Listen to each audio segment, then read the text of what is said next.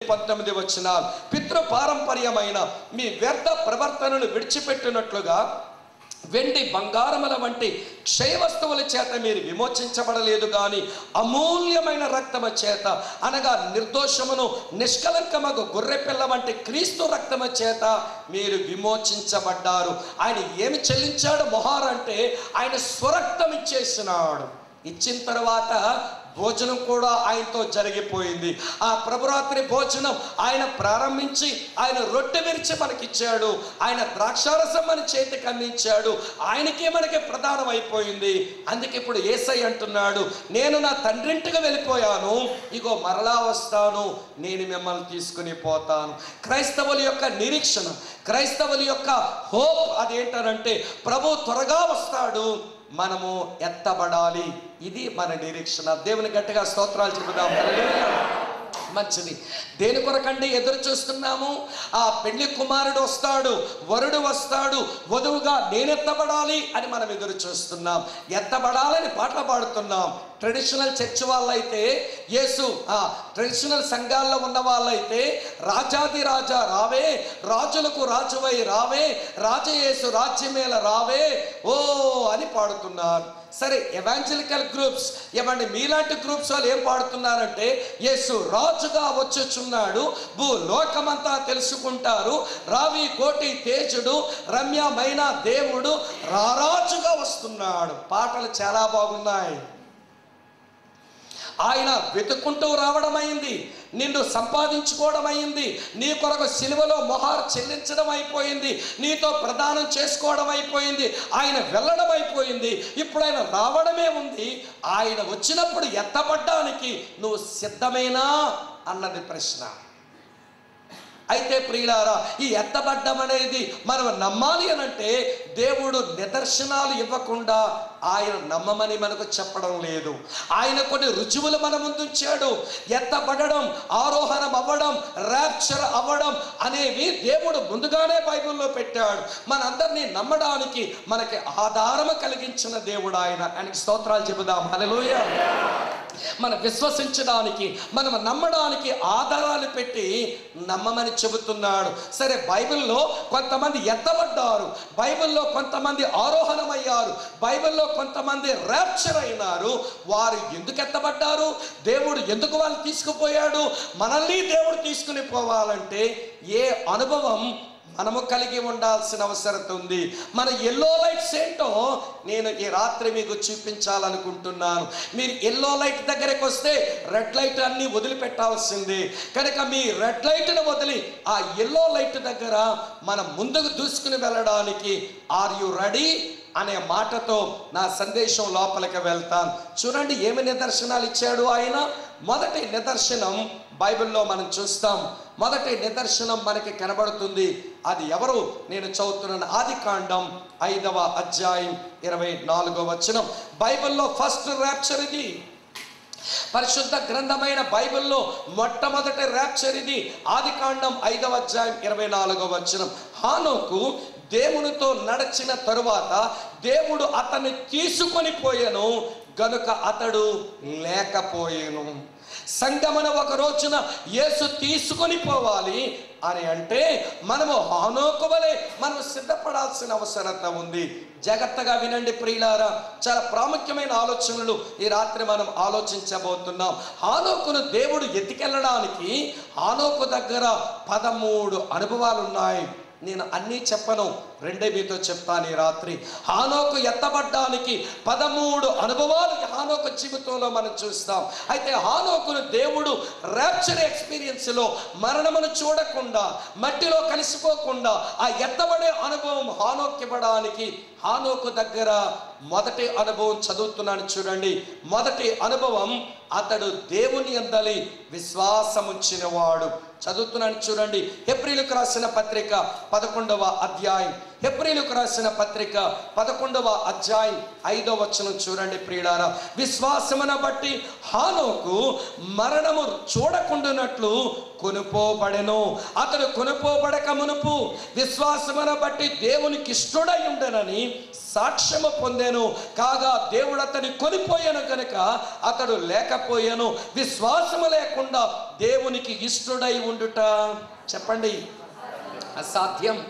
హానోకు rapture experience, హానోకు ఎత్తబడే అనుభవం దేవుడు ఇవ్వడానికి గల కారణం అతడు దేవునికి ఇష్టమైపోయాడు. దేని బట్టి ఇష్టమైపోయాడు అంటే అతడు దేవుని యందు విశ్వాసము కలిగిన వాడు. బాగా వినండి ఈ రాత్రి వేళ. అంటే హానోకులాగా మనం కూడా ఒక రోజు ఎత్తబడాలనంటే ఈరోజు మనకు కావలసింది ఏంటంటే దేవుని యందలి విశ్వాసం, దేవుని యందలి విశ్వాసం. బాగా వినండి ఈ మాట. అయితే బ్రదర్ స్వామి మాకు విశ్వాసం ఉందంటారా, మా విశ్వాసం లేదంటారా అంటే మిమ్మల్ని పరీక్షించే పని నాది కాదు, నన్ను పరీక్షించే పని మీది కూడా కాదు. మీరు విశ్వాసము గలవారై ఉన్నారో లేదో మిమ్మల్ని మీరే పరీక్షించుకోండి. కొరింథీయులకు రాసిన 2వ పత్రిక 13వ అధ్యాయంలో పౌలు మాట చెప్పాడు ప్రియులారా. చదువుతున్నాను చూడండి. కొరింథీయులకు రాసిన 2వ పత్రిక 13వ అధ్యాయం 5వ వచనం. మీరు విశ్వాసము గలవారై ఉన్నారో లేదో మిమ్మల్ని మీరే శోధించుకొని చూచుకొనండి, మిమ్మల్ని మీరే పరీక్షించుకొనండి. మీరు భ్రష్టులు కాని యెడల యేసుక్రీస్తు మీలో ఉన్నాడని మిమ్మల్ని గురించి మీరే ఎరుగరా అన్నాడు. కాబట్టి ప్రియమైన అక్క చెల్లి తమ్ముడన్నా వినండి. ఈ రోజున హానోకు ఎత్తబడ్డానికి దేవుని యందలి విశ్వాసం కలిగిన వాడు. మరి మనం ఎత్తబడ్డానికి దేవుని యందలి విశ్వాసం కావాలి. ఆ విశ్వాసం ఎలా వస్తుంది, ఆ విశ్వాసం ఎలా ఉంటుంది, లోపం లేని విశ్వాసం ఏంటో ఈ రాత్రి వేళ చూపుతాను. మీ విశ్వాసాన్ని వాటితో పరీక్షించుకోండి. మీ విశ్వాసానికి ఎంఆర్ఐ స్కాన్ చేయండి, మీ విశ్వాసానికి ఎండోస్కోప్ చేయండి. మీ విశ్వాసం ఎత్తబడ్డానికి సరిపోతుందా లేక లోపభూయిష్టమైన విశ్వాసంతో మనం భక్తి చేసుకుంటూ పోతున్నామా అది మనం ఆలోచించుకోవాలి. నెంబర్ 1 ఫస్ట్ ఐడియా, మనం దేవుని యందు విశ్వాసం గలవారం అవ్వడానికి విశ్వాసానికి ఆధారం ఏంటో తెలుసా? వినండి ప్రియులారా. సాక్ష్యము విశ్వాసానికి ఎప్పుడూ ఆధారం కాకూడదు. ఒక అద్భుతం మన విశ్వాసానికి ఆధారం కాకూడదు. ఒక మేలు మన విశ్వాసానికి ఆధారం కాకూడదు. ఈరోజు చాలామంది ప్రియులారా వారి విశ్వాసానికి ఆధారం ఒక అద్భుతమో, ఒక మేలో, ఒక సాక్ష్యమో విని వస్తున్నారు. అందుచేత సడన్గా వాళ్ళు వెనక్కి వెళ్ళిపోతున్నారు. మీకు తెలుసా, కాకినాడకు చెందిన పరిపూర్ణ ఆనంద స్వామి అనేవాడు ఈ రోజున 2016 సంవత్సరానికి భారతదేశాన్ని హైందవ దేశంగా మార్చడానికి క్రైస్తవులుగా మారిన వారిని రీకన్వర్షన్ చేయడం ఎల్లుండితో మొదలు పెడుతున్నారు పని వాళ్ళు. అప్పుడే హైదరాబాద్లో ఒక 1000 మంది రీకన్వర్ట్ అవ్వడానికి సిద్ధమైపోయారు. మొన్నని కాకినాడలో ఒక 18 మందికి రీకన్వర్షన్ అయిపోయింది. ఎందుకు అయిపోయింది? ఈ 18 మంది క్రైస్తవులైన వారు హైందత్వంలోకి ఎందుకు పోయారు? రేపు 1వ తారీఖున హైదరాబాద్లో 1000 మంది మళ్ళీ హిందువులకు ఎందుకు మారుతున్నారు క్రైస్తవులు అంటే? వాళ్ళ ఫెయిత్కి బేస్ ఏంటనంటే మిరకల్స్. వారి ఫెయిత్కి బేస్ ఏంటనంటే ప్రియులారా మేలు. వారి ఫెయిత్కి బేస్ ఏంటనంటే ఎవరో టెస్టిమోనీ. వినండి ప్రియులారా, మన విశ్వాసానికి ఆధారం ఏమై ఉండాలి అని బైబిల్ చెబుతుందో చెప్పనా? రోమపత్రిక 10వ అధ్యాయం నేను 17వ వచనం చదువుతున్నాను. రోమపత్రిక 10వ అధ్యాయం 17వ వచనం చూడండి. కాగా వినుట వలన విశ్వాసము కలుగును, వినుట క్రీస్తును గూర్చిన చెప్పండి చెప్పండి ఏంటది? మాట వలన కలుగును. ఎవరో మిరకల్ జరిగిందని వింటే వచ్చింది విశ్వాసం. అది స్టాండర్డ్ ఫెయిత్ కాదు. ఎవరో సాక్ష్యం చెప్పారు, ఏదో దేవుడు మేలు చేసేసాడని, ఆ మేలు గురించి విన్నాడు కాబట్టి క్రీస్తునందు విశ్వాసం వచ్చిందని చెబితే ఆ విశ్వాసం బలమైన విశ్వాసం కాదు. వాళ్ళకి ఏదో మేలు జరిగింది కాబట్టి మీ విశ్వాసం ఉంచేయమని చెబితే అది స్టాండర్డ్ ఫెయిత్ కాదు. ఎందుకనంటే ఎవడి క్రైస్తవ విశ్వాసానికి మూలం ఏంటనంటే స్క్రిప్చర్. దేవుని గట్టిగా స్తోత్రం చెబుదాం. హల్లెలూయా. దేవుని మాట. దేవుని మాట మన విశ్వాసానికి ఆధారం కానప్పుడు మన విశ్వాసం ప్రియులారా అది యోగ్యమైన విశ్వాసం అవ్వదు. అయితే ఇప్పుడు ఒక మాట, హానోక్కి ఏం విశ్వాసం వచ్చిందండి అని మీరు అంటారేమో. హానోక్కి దేవుని ప్రత్యక్షత దొరికింది. చెబుతాను వినండి. హానోకు ప్రియులారా, మనలాగే బతుకుతూ వస్తున్నాడు. హానోకు మనలాగే బ్రతుకుతున్నాడు. హానోకేమో ప్రియులారా వినండి ఈ మాట, హానోకి ఒక బిడ్డ పుట్టినాడు. హానోకు ఒక బిడ్డ పుట్టే సమయానికి అతని వయసు 65 సంవత్సరాలు. 65 సంవత్సరాలు మనలాగే బతికాడు. 65వ ఏట దేవుడు ఒక బిడ్డనిచ్చినాడు. ఆ బిడ్డ పేరేంటనంటే మెతూషెలహ్. మెతూషెలహ్ అనేటువంటి పేరుకు అర్థం ఏంటనంటే వీడు చావగానే నాశనం వచ్చును. అరే అలాంటి పేరు పెట్టుకున్నాడంటే కొడుక్కి. మీ కొడుకులకి ఎప్పుడైనా కానీ సమాధి డొక్కు, ఏమంటే పాపపు తొట్టే, లేకపోతే పనికిమాలినోడు అట్లా పేరు పెట్టుకుంటామా? మన పిల్లలకు మంచి పేర్లు పెట్టుకుంటాం, మన పిల్లలకు ముద్దొచ్చే పేర్లు పెట్టుకుంటాం, అర్థవంతమైన పేర్లు పెడతాం. అదేంటండి హానోకు ఇలాంటి పేరు పెట్టుకున్నాడు, వీడు చావగానే నాశనం వచ్చును. ఇలాంటి పేరు ఎందుకు పెట్టుకున్నాడనంటే ఆ బిడ్డ పుట్టినప్పుడే దేవుడు హానోకుగా ప్రత్యక్షించాడు. హానోకు, నీ చుట్టూ ఉన్న మనుషులు వారి హృదయం యొక్క తలంపుల యొక్క ఊహ బాగులేదు, వీరిని చేసినందుకు నేను చాలా సంతాపపడుతున్నాను, వీరు భక్తిహీనులైపోయారు, ఇగో నీకు బిడ్డనిస్తున్నానే, వీడు చావగానే ఈ భూమి మీద ఒక ప్రళయం నేను ఇవ్వబోతున్నాను, పెట్టుకో పేరుడికి. అందుకనే ప్రియులారా హానోకు ఆ బిడ్డకు మెతూషెలహ్ అని పేరు పెట్టి దేవుడు తనకిచ్చిన ప్రత్యక్షతలో అనేకులకి వాక్యం చెబుతున్నాడు. హానోకు ఒక ప్రోఫెట్, హానోకు ఒక గాడ్ సర్వెంట్, హానోకు ఒక మంచి ప్రీచర్. ప్రియులారా చూతాను చూడండి ఎంత బాగా వాక్యం చెప్పేవాడు.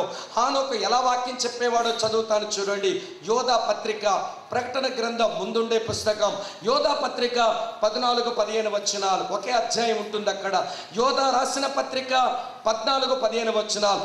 ఆదాము మొదలుకొని 7వ వాడైన హానోకు కూడా వీరిని గూర్చి ప్రవచించి ఇట్లనెను, ఇదిగో అందరికీ తీర్పు తీర్చుటకును వారిలో భక్తిహీనులందరూ భక్తిహీనముగా చేసిన వారి భక్తిహీన క్రియలన్నిటిని గూర్చి భక్తిహీనులైన పాపులు తనకు విరోధముగా చెప్పిన కఠినమైన మాటల గూర్చి తీర్పు తీర్చడానికి దేవుడు వస్తున్నాడు. అది హానోకు యొక్క ప్రీచింగ్. అంటే ఈ భక్తిహీనుల మీదకు దేవుని కోపం వస్తున్నది, ఈ భక్తిహీనులకు ఆయన తీర్పు తీరుస్తాడు అని దైవజనుడైన హానోకు వాక్యాన్ని ఉన్నదున్నట్టుగా ప్రకటిస్తున్నాడు. ఇంత వాక్యం హానోకు ఎట్లా తెలిసిందనంటే దేవుని యొద్ద నుంచి అతనికి కలిగిన ప్రత్యక్షత. ఆ ప్రత్యక్షతలో దేవుని యందల విశ్వాసములోనికి వచ్చాడు. అతని విశ్వాసానికి బేస్ ఏంటనంటే స్క్రిప్చర్స్, అంతే. దేవుని వాక్యమే అతని విశ్వాసానికి ఆధారమైంది. బాగా వినాలి రాత్రి ప్రియులారా, అతని మెరికల్ జరిగిందనో, ఎవరో సాక్ష్యం వినో, లేకపోతే ఏదో అద్భుతం జరిగిందనో, నాకేదో మేలు కలిగిందనో ఈ పాడు బేస్ వేసుకోలేదు, తప్పుడు ఆధారాలు పెట్టుకోలేదు విశ్వాసానికి. దేవుని యొద్ద నుంచి వచ్చిన ఆ వాక్య ప్రత్యక్షత తన విశ్వాసానికి ఆధారంగా పెట్టుకొని దేవునికి ఆ విశ్వాసమును బట్టి ఇష్టడైపోయినాడు. దేవుని గట్టిగా స్తోత్రాలు చెబుదాం. హల్లెలూయా. ఇప్పుడు మన వరకు వస్తాం. మనం ఎత్తబడాలనుకుంటున్నాముగా హానోకు వలె. మరి దేవునికి ఇష్టమైన విశ్వాసమే మన దగ్గర ఉందంటారా? మన విశ్వాసానికి ఆధారము దేవుని వాక్యమేనా? అది మీరే చెప్పుకోండి. మన విశ్వాసం అది లోపము లేనిదై ఉండాలి. ఈ రోజున మన విశ్వాసాల్లో లోపాలు కనబడుతున్నాయి. మన విశ్వాసానికి క్యాన్సర్ పట్టింది, మన విశ్వాసానికి ప్రియులారా రోగం వచ్చింది. చూపించనా? రోగగ్రస్తమైన, జబ్బుతో కూడిన, బలహీనమైన, దేవుడు నచ్చని, దేవుడు ఇష్టపడని పాడు విశ్వాసాలు క్రైస్తవుల్లో ఉన్నాయి. చూపిస్తాను చూడండి. యేసయ్య శిష్యుల దగ్గరే ఉన్నాయి. యేసయ్య కోప్పడ్డాడు అలాంటి విశ్వాసాన్ని చూచి. నాతో రండి, మత్తయి సువార్త చదువుతాను. మత్తయి సువార్త 6వ అధ్యాయంలో వారి విశ్వాసం నచ్చలేదు ఈయనకు. వారు కలిగి ఉన్న విశ్వాసం ఆయన ఇష్టపడలేదు. అందుకే చూడండి ఆయన ఏమంటున్నాడో చదువుతాను. మత్తయి సువార్త 6వ అధ్యాయం నేను 30వ వచనం చదువుతున్నాను చూడండి. నేడు ఉండి రేపు పొయ్యిలో వేయబడు అడవి గడ్డిని దేవుడు ఇలాగ అలంకరించినడలా అల్ప విశ్వాసులారా, మీకు మరణించేమగా వస్త్రములు ధరింప చేయును కదా. మీ విశ్వాసము చింతతో కలిసిపోయింది. నాకు నచ్చలా. మీరు అల్ప విశ్వాసులు ఉన్నారు. మీ విశ్వాసము చింతతో మిళితమైపోయింది. ఏం తింటాం, ఏం త్రాగుతాం, ఏమి ధరించుకుంటాం, మా భవిష్యత్తు ఏమైపోతుందని మీ విశ్వాసము చింతతో మిళితమైంది. మీ విశ్వాసము నాకు నచ్చలా. కోప్పడ్డాడు. మరి కొంచెం చూపిస్తాను చూడండి. అదే మత్తయి సువార్త ఒక పేజీ తిప్పండి, 8వ అధ్యాయం 26వ వచనం. అందుకు ఆయన ఇట్లన్నారు, అల్ప విశ్వాసులారా ఎందుకు భయపడుచున్నారని వారితో చెప్పాడు. అంటే వారి విశ్వాసం దేంతో కలిసిపోయిందన్నమాట? భయముతో కలిసిపోయింది. ఒక దగ్గర వారి విశ్వాసాన్ని కోపడ్డాడు, వారి విశ్వాసము చింతతో కలిసినందున. ఇక్కడ కోపడుతున్నాడు, వారి విశ్వాసం భయముతో కలిసిపోయినందున. భయముతో మిళితమైన విశ్వాసం, చింతతో మిళితమైన విశ్వాసం, ఇది ఆరోగ్యకరమైన విశ్వాసం కాదు. ఇంకా చూపిస్తాను చూడండి. ఇదే మత్తయి సువార్త 14వ అధ్యాయం. ఇదే మత్తయి సువార్త 14వ అధ్యాయం నేను చదువుతున్నా చూడండి. 31వ వచనం. వెంటనే యేసు చెయ్య చాపి అతన్ని పట్టుకొని, అల్ప విశ్వాసి, ఎందుకు సందేహపడితేవని అతనితో చెప్పాను. అంటే అతని విశ్వాసము డౌట్తో కలిసిపోయింది. కొంతమంది విశ్వాసం చింతతో కలిసిపోయి ఉంటే, మరికొంతమంది విశ్వాసం భయంతో కలిసిపోయి ఉంటే, మరికొంతమంది విశ్వాసం సందేహంతో కలిసిపోయింది. అందుకే ఇది రోగగ్రస్తమైన విశ్వాసాలు. అమ్మ వింటున్నారా? మరి ఎట్టబడతానని పాటలు పాడతావేంటి? రాజాది రాజా రావే మరణాథ, ప్రభు అయిన యేసు త్వరగా రా. ఏదో పెద్ద రెడీగా ఉన్నట్టు. నేను అందుకే అంటాను, ఆంధ్రులకు ఆకలి ఎక్కువ, పీక సన్నం అని. ఆకలి మాత్రం చాలా ఎక్కువే, పీక మాత్రమే సన్నమైంది మనకి. మరణాథ అని పలకరించుకుంటారు. ప్రభు అయిన యేసు త్వరగా రా అన్నావు. Are you ready? నువ్వు సిద్ధమేనా? నీవు దేవుని యందు విశ్వాసం కలిగి ఉన్న వ్యక్తివేనా? నీ విశ్వాసమును బట్టి దేవుడు నిన్ను ఇష్టపడుతున్నాడా అనేది ఒక ప్రశ్న. చింతకు వేరుగా ఉన్న విశ్వాసం, భయముకు వేరుగా ఉన్న విశ్వాసం, సందేహానికి వేరుగా ఉన్న విశ్వాసం ప్రభు మనకు దయచేయునుగాక. చప్పట్లు కొట్టి స్తోత్రం చెబుదాం. హల్లెలూయా. అటువంటి విశ్వాసం ఆయన వచ్చినప్పుడు మనల్ని ఎత్తబడేలా చేస్తుంది. నెంబర్ 2, హానోకు ఎత్తబడ్డానికి రెండవ కారణం చెబుతాను. మనం కూడా ఎత్తబడ్డానికి ఈ కారణమే ఉండాలి.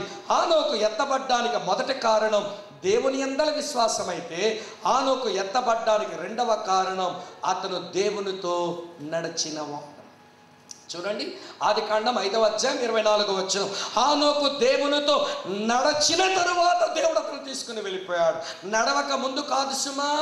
అమ్మ వింటున్నారా ఈ మాట? హానోకు దేవునితో నడచిన తరువాత దేవుడు అతను తీసుకుని వెళ్ళాడు. అంటే హానోకు ఎత్తబడ్డానికి రెండవ కారణం ఏంటనంటే అతను దేవునితో నడిచినవాడు. బాగా వినాలి ఈ రాత్రి, బాగా వినాలి ఈ రాత్రి. మనం దేవునితో నడవాలనంటే ఒక సంగతి అడుగుతాను, మీరే ఆలోచించండి. ఇవ్వండి, చచ్చినోడు నడుస్తాడా, బతికినోడు నడుస్తాడా? మీరు ఎక్కడ ఉన్నారా? చచ్చినోడు నడుస్తాడా, బతికినోడు నడుస్తాడా? బతికినోడే నడుస్తాడు. నెంబర్ 2, రెండవ మాట, ఆరోగ్యంగా ఉన్నోడు నడుస్తాడా, జబ్బు అయిపోయి మంచం మీద ఉన్నోడు నడుస్తాడా? అంటే బలంగా ఉన్నోడే నడుస్తాడు. కాలు చేతులు కట్టిపడేస్తే నడుస్తాడా, లేకపోతే స్వేచ్ఛగా ఉంటే నడుస్తాడా? ఓకే. అంటే ఒక మనిషి నడవాలనంటే 3 ఉండాలి. ఒకటి జీవం ఉండాలి, వాడు బతికి ఉండాలి. రెండవది బలం ఉండాలి. మూడవది స్వేచ్ఛ ఉండాలి. ఈ 3 లేకపోతే ఒక మనిషి నడవలేడు. శారీరకంగా ఈ మాట ఎంత నిజమో ఆధ్యాత్మికంగా కూడా అంతే నిజం. మనము దేవునితో నడవాలనంటే మనకి జీవం ఉండాలి. మనం దేవునితో నడవాలంటే మనకు బలం ఉండాలి. మన దేవునితో నడవాలంటే మనకు స్వేచ్ఛ ఉండాలి. చూపిస్తాను మీకు. మనం ఆయనతో నడవాలని, హానోకులాగే మనము కూడా దేవునితో నడవాలని దేవుడు మనకు జీవం ఇచ్చాడు. మన జీవప్రదాత అయిన క్రీస్తు. చూడండి ఎట్లొచ్చింది మనకు జీవం, నేను చదివి చూపిస్తాను. 1 యోహాను పత్రిక 5వ అధ్యాయం, 1 యోహాను పత్రిక 5వ అధ్యాయం 12వ వచనం చూడండి. దేవుని కుమారుని అంగీకరించువాడు జీవము గలవాడు, దేవుని కుమారుని అంగీకరింపనేవాడు జీవము లేనివాడే. యేసుక్రీస్తు దేవుని కుమారుడని మనం అంగీకరించాం కాబట్టి ఏమొచ్చింది ఇప్పుడు మన లోపలికి? దైవిక జీవం వచ్చింది. మనం ఎవరం? ఎంత మీరు బతికే ఉన్నారు ఇక్కడ? నాకు అనుమానం వస్తుంది. చెప్పండి, జీవం కలిగిన వారమేనా? ఎస్. అయితే మన దేవునికి స్తోత్రాలు చెప్పాలి. హల్లెలూయా. దేవుని జీవం మన లోపలికి వచ్చింది. మరి జీవం ఉంటే సరిపోదు కదా. రోగగ్రస్తమై బలము లేక మంచం మీద ఉంటే ఏమి నడుస్తాం? మరి బలం కూడా కావాలి. కనుక బలం ఎవరిస్తారు అది కూడా చూపుతాను చూడండి. తిమోతికి రాసిన 2వ పత్రిక 2వ అధ్యాయం 1వ వచనం. నా కుమారుడా, క్రీస్తు యేసునందున కృప చేత నువ్వు బలవంతుడువు కమ్ము. జీవమిచ్చిన దేవుడు ఆయన బలము కూడా ఇచ్చాడు. గట్టిగా దేవుని స్తోత్రం చెప్దాం మరోసారి. జీవం ఇచ్చాడు, ఆయన బలము ఇచ్చాడు. ఇప్పుడు కావాల్సింది ఏంటి మనకి? ఇప్పుడు మాట్లాడండి. కావాల్సిందేంటి ఇప్పుడు? ఫ్రీడమ్ కావాలి, స్వేచ్ఛ కావాలి. మరి స్వేచ్ఛ ఎవరిస్తారు అది కూడా చూపిస్తాను. గలతీ పత్రిక 5వ అధ్యాయం 1వ వచనం మీరు తర్వాత స్టడీ చేయండి. అవకాశం వస్తే మరొకరికి చెప్పండి ప్రియులారా, ఇది నా ఆస్తి కాదు, మనకు దేవుడిచ్చిన వాక్యం. రాసుకోండి, ధ్యానం చేయండి, మరొకరికి చెప్పండి. గలతీ పత్రిక 5వ అధ్యాయం 1వ వచనం, ఈ స్వాతంత్రమును అనుగ్రహించి క్రీస్తు మనలను ఎట్లా చేశాను? చెప్పండి చెప్పండి, ఎట్లా చేశాను? స్వతంత్రులుగా చేశాను. ఆయన జీవం ఇవ్వడం అయిపోయింది, ఆయన బలం ఇవ్వడం అయిపోయింది, ఆయన స్వేచ్ఛనివ్వడానికి ఆయన కట్టబడి ఆ 3 మేకుల మీద అక్కడ వేలాడవలసి వచ్చింది. మరి స్వేచ్ఛను అనుభవిస్తున్నామా? జీవం ఇచ్చాడు, బలం ఇచ్చాడు, స్వేచ్ఛను కూడా ఇచ్చాడు. మనకి జీవం వచ్చింది అని జీవప్రదామైన దేవుణ్ణి భలే ఆరాధిస్తున్నాం. బలం ఇచ్చాడని ప్రియులారా మన శరీరాన్ని కూడా కదుపుకొని ఆ గొప్ప దేవుణ్ణి ఆరాధిస్తున్నాం. కాకపోతే కట్లు కట్టేసుకుంటున్నాం. స్వేచ్ఛ ఎక్కడ ఉంది మనకి? చెప్పనా మనం వేసుకున్న కట్లేంటో? ఆంధ్ర క్రైస్తవుల కట్లు చెప్తాను. ఆంధ్ర క్రైస్తవులు కట్టుకున్న కట్లేంటి? వీళ్ళు దేవునితో నడవలేకపోతున్నారు. ఏమి కట్లు కట్టుకున్నారంటే ఆ కట్ల పేరు కులకట్లు. ఆంధ్రాలో మీరు తిరగండి, మీకు ఇక్కడ తెలియదేమో. ఆంధ్రాలో వెళ్తే అక్కడ దగ్గర ఉంటుంది ఏమండి, చౌదరీల పెంతుకోసు సంఘం, రెడ్డిల బ్యాప్టిస్టు సంఘం. అమ్మ వింటున్నారా? ఏమండి, తర్వాత వెలమల లూథరన్ సంఘం, మాలవారి లూథరన్ సంఘం, మాదిగ వారి బ్యాప్టిస్టు సంఘం. అరే ఇదేంటిది? ఇది ఏమిటిది? కులమును బట్టి ప్రియులారా కులకట్లు కట్టుకొని దేవునితో నడవలేకపోతున్నారు. దేవుని పిల్లలతో కలిసి వీరు అడుగులు వేయలేకపోతున్నారు, కట్లు కట్టేసుకున్నారు. పోనీ ఆ కట్లతో సగం చచ్చి ఉంటే క్రైస్తవ సంఘం, మరి ఒక కొత్త కట్లు వచ్చాయి ఈ మధ్య. ఆ కట్లు పేరేంటో చెప్పనా? ప్రాంతీయ తత్వపు కట్లు. ఈ కట్లలో ఎలాగున్నారో తెలిసి నడవలేరు దేవునితో. వీరు కట్టుకున్న కట్లు ఏంటో చెప్పనా? తెలంగాణ కట్లు కొంతమంది కట్టుకున్నారు, రాయలసీమ కట్లు కొంతమంది కట్టుకున్నారు, ఆంధ్ర కట్లు కొంతమంది కట్టుకున్నారు. ఇన్ని కట్లు కట్టుకొని బతుకుతున్న నీవు దేవునితో నడుస్తానని నువ్వు చెప్పే మాట అబద్ధం. ఎవరికి మోసం చేస్తావు? కులకట్లతో కొంతమంది ఆగిపోతే ప్రాంతీయ తత్వంతో మరికొంతమంది కట్టుకొని ప్రియులారా ఒక మాట మీతో చెప్పనివ్వండి. ఇవ్వండి, గుడ్ ఫ్రైడే రోజున మనోళ్ళు భలే పాటలు పాడతారండి. ఏ పాట అంటే యేసయ్య శరీరాన్ని ఆ రానువారు ముక్కలు చేశారని భలే పాడతారు. ఏ పాడతారు చెప్పనండి? ఎంతో వింత ఎంతో చింత యేసు నాదు మరణమంతా అని మెయిన్లైన్ చర్చ్ వాళ్ళు పాడితే, ఏమండి మిగిలిన గ్రూపులు ఏమో ఏ పాప మెరగని యో పావనామూర్తి పాప విమోచకుండా అని సానుభూతి చూపిస్తారు. నీ మొసలి కన్నీరు ఎవరికి కావాలి? పాడు కన్నీరు. నీ సానుభూతితో ఆయన సంతోషించేవాడు కాదు, సానుభూతితో భలే పాడేస్తారండి. ఆ పాటలో ఉంటుంది, అయ్యో మా ప్రభు యొక్క శరీరాన్ని పీలికలు చేశారే దుర్మార్గులు. అవును నిజమే, వాళ్ళు దుర్మార్గులే. ఆ రానువారు ఆ రోమా సైనికులు దుర్మార్గులే. వాళ్ళు కొరడాలతో యేసు ప్రభు శరీరాన్ని ముక్కలు ముక్కలు చేసేశారు. మరి నువ్వే దుర్మార్గుడివి. ప్రాంతీయ తత్వముతో క్రీస్తు సంఘం అనే ఈ శరీరాన్ని నువ్వు ముక్కలు చేస్తున్నావే, మరి నువ్వే దుర్మార్గుడివై. కులతత్వం చేత ఏమండి కులం పేరిట ఈరోజు జీవము గల దేవుని శరీరాన్ని ఆ సంఘమును ముక్కలు చేస్తున్నావే, మరి నిన్నే దుర్మార్గుడు అనమంటావు? ప్రియులారా నేను చూస్తున్నానండి ఈ మధ్యకాలంలో కులం వదులుకొని వచ్చిన వాళ్ళు బాగున్నారు, కానీ పిల్లల మన క్రైస్తవ్యంలో ఉండే వాళ్ళకే కులంతో దెబ్బలాట్లు పెట్టుకొని ఆ కులమోలు చర్చికి ఈ కులమోలేరు, ఈ కులమోలు చర్చికి ఆ కులమోలేరట. వీళ్ళకి ఏమైనా సిగ్గు శరం ఉందంటారా? వీళ్ళు క్రైస్తవులే అంటారా? వీళ్ళకి క్రైస్తవ్యం అంటే అర్థమైందంటారా? సంఘం అంటే అంటూ బోధపడిందంటారా? మీరే చెప్పండి. మీరేమనుకోపోతా మాట చెప్తాను, బాగా వినండి ఈ మాట. కంచర్ల ఐలయ్య అని ఒక ఆయన ఎకనామిక్స్ మీద ఒక పుస్తకం రాశాడు. ఆ పుస్తకం పేరే నేను హైందవుడిని ఎట్లయితా అన్నాడు. నేను హైందవుడిని ఎలాగవుతాను అని ఒక ఎకనామిక్స్ బుక్ రాస్తే అమెరికా యూనివర్సిటీలో ఆ బుక్ని వారు టెక్స్ట్ బుక్గా వాడుకుంటున్నారు. ఈ కంచర్ల ఐలయ్య ఒక క్రిస్టియన్ మీటింగ్ వచ్చాడు. క్రైస్తవులు పోట్లాడుకుంటే నెల్లూరు దగ్గర ఆ మీటింగ్లో మాట్లాడడానికి వచ్చాడు. ఆ దెబ్బలాట ఎందుకు వచ్చిందనంటే కులం పేరట చర్చి మొక్కలవుతుంది. అప్పుడు ఆయన క్రైస్తవుడు కాదు, ఆయన ఒక ఎకనమిస్ట్, ఆయన ఆర్థిక శాస్త్రవేత్త. ఆయన నిలబడి ఆ క్రైస్తవులను సమన్వయపరచడానికి నిలబడి బాధతో ఆయన అన్నమాట చెప్పనా? వింటున్నారా ఈ మాట? బాధతో ఆయన అన్నమాట ఏంటో చెప్పనా? కులము అమ్మ వింటున్నారా? కులము నేను విసర్జించిన మలము. ఈ క్రైస్తవులు ఎందుకో నాలికతో నాకుతున్నారు. కులము నేను విసర్జించిన మలము, దీన్ని నాలికతో నాకుతున్నారు క్రైస్తవులు. కులము పేరట సంఘమును ముక్కలు చేసిన వారు, ప్రాంతీయ తత్వము చేత ఎవరి సంఘమును ముక్కలు చేసిన వారు ఈ రోజున ప్రియులారా, అటువంటి వారు స్వేచ్ఛ ఎక్కడుంది వీళ్ళకు? దేవునితో నడవడానికి, దేవుని పిల్లలతో కలిసి నడవడానికి. అందుకని మనం ఎత్తబడతామని అనుకోవడం ఇది మోసం అవుతుందేమో. జాగ్రత్త సుమా, ఆలోచించండి. హానోకు ఎత్తబడ్డానికి గల కారణం అతడు దేవుని యందు విశ్వాసం ఉంచిన వాడు. మన విశ్వాసం ఎలాంటిదో పరీక్షించుకోమని మీతో చెప్పాను. హానోకు దేవుని దగ్గర ఎత్తబడ్డానికి గల కారణం ప్రియులారా, ఆయన దేవునితో నడిచిన వాడు. మనం నడవడానికి యేసయ్య ఇవ్వవలసిన 3 ఇచ్చేశాడు. జీవమిచ్చాడు, చెప్పండి, బలమిచ్చాడు, ఆ తర్వాత చెప్పండి, స్వేచ్ఛ కూడా ఇచ్చాడు. మరి అడుగులు దేవునితోనే పడుతున్నాయా? అది మనం ఆలోచించాల్సిన విషయం. నెంబర్ 2, సెకండ్ ఎవిడెన్స్ ఏంటనంటే, తరువాత ఎత్తబడిన వారు బైబిల్లో రాజులు 2వ గ్రంథం 2వ అధ్యాయం 11వ వచనం చూడండి. రాజులు 2వ బైబిల్లో తరువాత ఎత్తబడిన వారు, అది చూచి సంఘం నేర్చుకోవాలి. 2వ రాజుల గ్రంథం 2వ అధ్యాయం 11వ వచనం ఇలా ఉంది. వారు ఇంకను వెలుచు మాటలాడుచుండగా ఇదిగో అగ్ని రథమును అగ్ని గుర్రములను కనబడి వీరిద్దరిని వేరు చేసెను. అప్పుడు ఏలియా సుడిగాలి చేత ఆకాశమునకు ఏమాయను? ఆరోహణుడాయను. ఏలియా ఎత్తబడ్డాడు. ఏలియా ఎత్తబడ్డానికి కారణాలు చెప్పవలసి వస్తే దాదాపు మనం ఒక 4-5 మెసేజెస్ వినాలి. మళ్ళీ ఎక్కువ చెప్పలేను, 2 మళ్ళీ చెప్తాను. హానోకు గురించి 2 చెప్పాను, ఏలియా గురించి కూడా 2 చెబుతాను. ఏలియా ఎత్తబడ్డానికి మొదటి కారణం ఏంటో చెప్పనా? అతను దేవుని కొరకు ప్రత్యేకించబడ్డాడు. చదువుతాను చూడండి.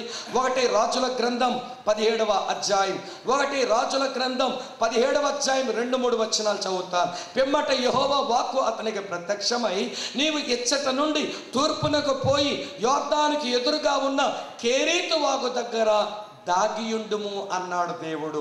అనగా ఏలియాకు దొరికిన మొదటి అనుభవం ఏంటంటే కేరీత్ అనుభవం. కేరీత్ అనే హెబ్రీ మాటకు అర్థం ఏంటంటే ప్రత్యేకించబడుట. అమ్మ వింటున్నారా? ఏలియా కూడా ప్రత్యేకించబడ్డాడు.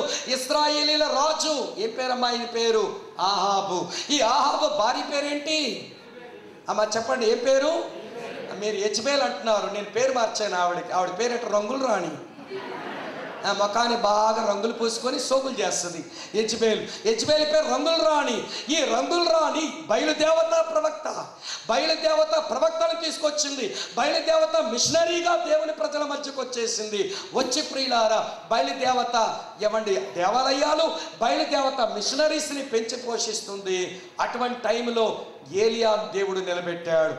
ఏలియా దేవుని కొరకు ఎత్తబడ్డానికి గల కారణం ఏంటంటే అతను ఒక్కడే దేవుని కొరకు ప్రత్యేకించబడ్డాడు. బయలుకు మొక్కలేదు. అమ్మ వింటున్నారా? బయలుకు మొక్కలేదు. ఏమంటే దేవుని ప్రజలు ప్రియులారా చాలా మంది బయలు వైపు వెళ్ళిపోయారు. కానీ ఏలియా ఒక్కడే దేవుని కొరకు నిలబడ్డాడు. చూడండి, అక్కడ దేశంలో 3.5 సంవత్సరాలుగా వర్షం లేదు. ఆ కారణం చేత వాళ్ళకి తినడానికి తిండి లేదు, తాగడానికి కూడా నీళ్లు లేవు. కానీ దేవుడు ఏలియాకు ప్రత్యేకత అనుభవం ఇచ్చి కేరీతి వాగు నీళ్లతో పోషిస్తున్నాడు. ఎవరొచ్చి భోజనం పెడుతున్నారు? Hotel of ravens. ఏమండి కాకుల హోటల్ నుంచి భోజనం వచ్చేస్తున్నది.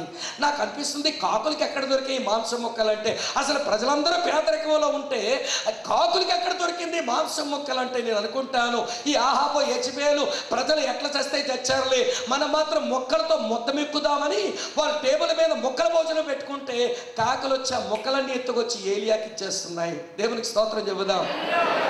కాకుల హోటల్లో ఏలియాకు భోజనం దొరికిపోతుంది. కేరీతి వాగు నీళ్లు తాగుతున్నాడు. వినడు మాట చెబుతాను, దేవుని కొరకు ప్రత్యేకించబడాలి అనేటువంటి పౌరుషమే నీకు ఉండాలి. కానీ దేవుడు నిన్ను పోషించే విషయంలో చేతకానుడు కాదు. హల్లెలూయా. ఈ రోజున మనం ప్రత్యేకించబడం కాంప్రమైజర్స్. లోకముతో రాజీ పడిపోతాము. మా దగ్గర ఒక అబ్బాయి ఉన్నాడు, సోడా బుడ్డీలు వేసేవాడు. అబ్బాయి పేరు సుధా. ఏమండి ఈ సుదర్శనం సోడా బుడ్డీలు వేసేవాడు. ఆయన సోడాలు రోజంతా 4-5 దుకాణాలకు వేసుకుంటే వచ్చే డబ్బుతో ఏదో తినాలి అన్నట్టు. అయితే ఆ ఊర్లో ఒక పెద్ద జాతర జరుగుతున్నది. దానికి ఊర్లో ఉండే యవనస్తులు పెద్దలు వచ్చి డబ్బులు ఇమ్మన్నారు. ఈయన అన్నాడు, నేను ప్రభుని నమ్ముకున్నానండి, నేను ఇవ్వలేనండి. మీరు దేనికి రోడ్లు వేస్తారా, డబ్బులు ఇస్తా. 10 మంది భోజనం పెడతారా, నేను డబ్బులు ఇస్తా. కానీ నేను ఈ విగ్రహారాధన డబ్బులు ఇవ్వలేనండి, నేను ప్రభుని నమ్ముకున్నానంటే ఊరోళ్ళంతా ఏం చేశారో తెలుసా? ఊరిలో ఏమండి, నుయ్యికొచ్చి నీళ్ళు పట్టుకోవడానికి వీల్లేదు. ఊరు క్రమంలో లేడు కదా సుదర్శనం. ఆ బావి దగ్గరకు వచ్చి నీళ్ళు పట్టుకోవడానికి వీల్లేదు. తర్వాత ఈ సుదర్శనం వేసిన సోడా బుడ్డీల్ని ఏ దుకాణమో వేసుకోవడానికి వీల్లేదు. టబుకుతో ఏమండి ఆ పాట కూడా పెట్టేసి టబుకు వాయించి దండోరా వేయించేశారు. ఇప్పుడు నీళ్ళు తాగడానికి నీళ్ళు లేవు సుదర్శనం ఇంటికి. అమ్మ వింటున్నారా? ఇప్పుడు ఏమండి ఆదాయం కూడా లేదు. సోడా బుడ్డీలు వేసుకుని ఉన్నవే 4-5 దుకాణాలు ఆ ఊర్లో. ఆ దుకాణంలో ఎవడు ఇతగాడు సోడా వేసుకోవడం లేదు. మరి జీవనోపాధి ఎలాగా? ప్రార్థన చేయండి బ్రదర్. నేను ప్రభు కొరకు ప్రత్యేకించబడి నిలబడాలా, లేకపోతే నా పొట్ట కొరకు నేను రాజీ పడిపోవాలా? అంటే నువ్వు దేవుని కొరకు నిలబడ్డవే న్యాయం. దేవుడు ఏదో చేస్తాడు, ప్రార్థన చేద్దాం అని మేము ప్రార్థన చేస్తున్నాం. ఎన్నో రోజులు అవ్వలేదండి, వెరీ నెక్స్ట్ డే ఒక ఉదయానికే జరిగిన సంగతి ఏంటంటే, ఆ పక్క ఊరోళ్ళకి ఈ ఊరోళ్ళకి పొలిటికల్ ప్రాబ్లమ్స్ ఉన్నాయి. వాళ్ళేమో తెలుగుదేశం వాళ్ళు, వీళ్ళేమో కాంగ్రెస్ వాళ్ళు. అందుచేత ఆ తెలుగుదేశం వాళ్ళకి నిలబడింది. ఈ సుదర్శన సోడాలు ఎవడు వేసుకోవట్లేదట. ఆ ఊరు మరి పెద్ద ఊరు, అది మండలం హెడ్ క్వార్టర్స్. వాళ్ళు అన్నారు, సుదర్శన కబురు పెట్టండి, ఎన్ని సోడాలు చేస్తాడో చేయమనండి, మరి తెరలామంతా వేసుకుందాం సోడాలు అంటే. ప్రియులారు, ఇప్పుడు సోడాలు చేయడానికి నీకు టైం లేకుండా అయిపోయింది. ఆదాయం ఆపేద్దామనుకున్నారు, తిండి లేకుండా చేద్దామనుకున్నారు. అతను సంతోషంగా బ్రతుకుతూ ఉంటే మళ్ళీ సుదర్శన్ దగ్గరికి వచ్చా, పోన్లే సుదర్శన్ ఇవ్వకపోతే ఇవ్వకపోయావులే అని చెప్పి మళ్ళీ వాళ్ళే కలిశారు. నేను ఈ మాట మిమ్మల్ని ప్రోత్సహించడానికి చెబుతున్నారు. దేవుని కొరకు ప్రత్యేకించబడేవారు, దేవుని కొరకు నిలబడడానికి పౌరుషమే ఉంటే దేవుడు మనల్ని పోషించే విషయంలో చేతకాని వాడు కాదు. ఏలియా దేవుని కొరకు ప్రత్యేకించబడ్డాడు. అంతే తాగడానికి కేరీతి వాగు నీళ్లు, ఆహారం కొరకు కాకులు తెచ్చి భోజనం పెట్టేస్తున్నారు. ఇశ్రాయేలు ప్రజలు ఆ బయలుదేవతలు పూజించిన వాళ్ళకి తినడానికి తిండి లేదు, త్రాగడానికి నీళ్లు లేదు. అటువంటి గొప్ప అనుభవం ఏలియా పొందాడు. దేవుని గట్టిగా స్తోత్రం చెబుదాం. హల్లెలూయా. కనుక ఏలియా ఎత్తబడ్డానికి గల కారణం వింటున్నారు కదా ఈ మాట, అతను ప్రత్యేకించబడిన వాడు. నెంబర్ 2 సెకండ్ ఎక్స్పీరియన్స్ చెప్తాను. అదే రాజుల మొదటి గ్రంథం 18వ అధ్యాయం. రాజుల మొదటి గ్రంథం 18వ అధ్యాయం 42వ వచనంలో అతను దేవునికి ప్రార్థన చేసే అలవాట్లో ఉన్నవాడు. 42వ వచనం చదువుతాను చూడండి. ఆహాబు భోజనము చేయబోయిన కానీ ఏలియా కర్మేలు పర్వతం మీదకి పోయి నేల మీద పడి ముఖము మోకాళ్ళ మధ్య ఉంచుకొనెను. అంటే అర్థం ఏంటో తెలుసిన, అతను ప్రార్థనకు అప్పగించుకున్నాడు. ఎవరండి ఎత్తబడే వాళ్ళు అంటే, ఎవరండి ప్రార్థనకు అప్పగించుకునే వాళ్ళు ఎత్తబడతారు. అమ్మ వింటున్నారా?